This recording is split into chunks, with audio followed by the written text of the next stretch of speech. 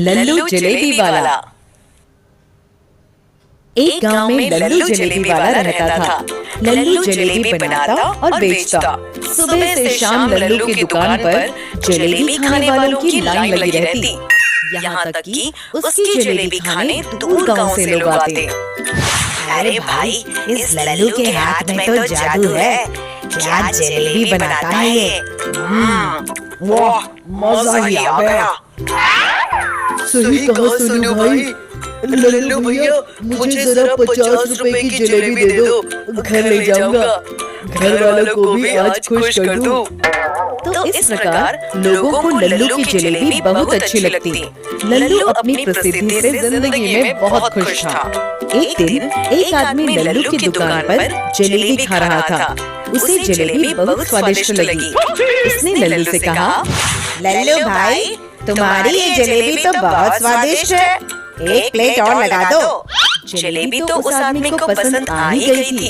खाते खाते उसने लल्लू से कहा, भाई मजा आ गया।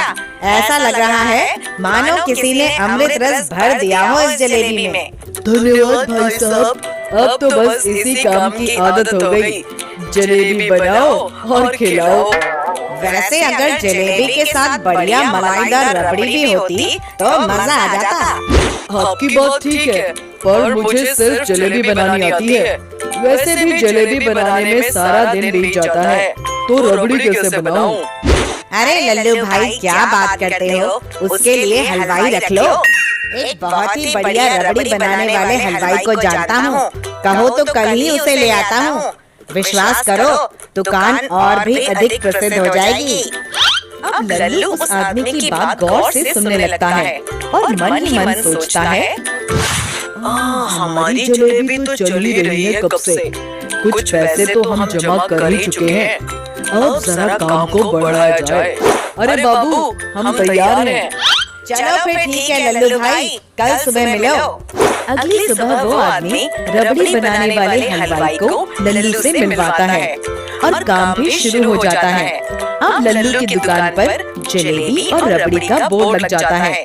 ग्राहक दोनों का स्वाद लेने लगते हैं। हर ग्राहक को जलेबी के साथ रबड़ी खाने की इच्छा जरूर होती। ग्राहकों को जलेबी और रबड़ी का साथ खूब भाने लगा।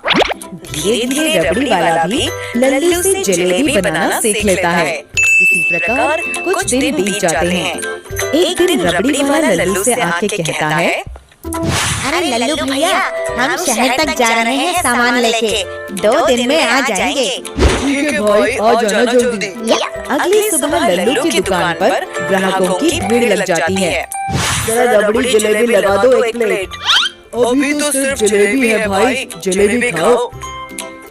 लल्लू भैया, जलेबी के साथ मलाईदार रबड़ी का मजा ही अलग है।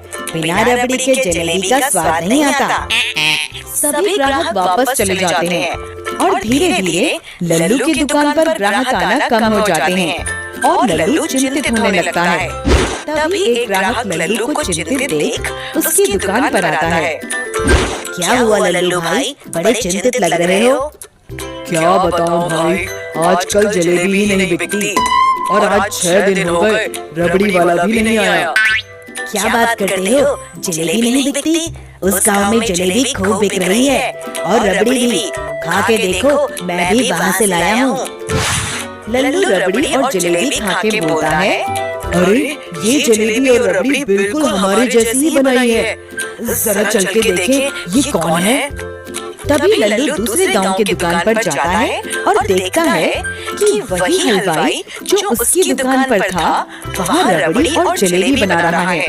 और ये क्या, वही दूसरा आदमी जिसने उस हलवाई को भेजा था वो जलेबी बना रहा है। ये देख लल्लू हैरान हो जाता है। लल्लू समझ जाता है कि उन दोनों ने लल्लू को लल्लू बना दिया और जलेबी के सभी ग्राहक भी अपनी दुकान पर ले गए। अरे फीका हो गया, ये तो गई भैंस पानी में। शिक्षा, कभी भी किसी अनजान आदमी पर आंख बंद करके विश्वास नहीं करना चाहिए। हमेशा सूझबूझ के साथ ही किसी पर विश्वास करना चाहिए।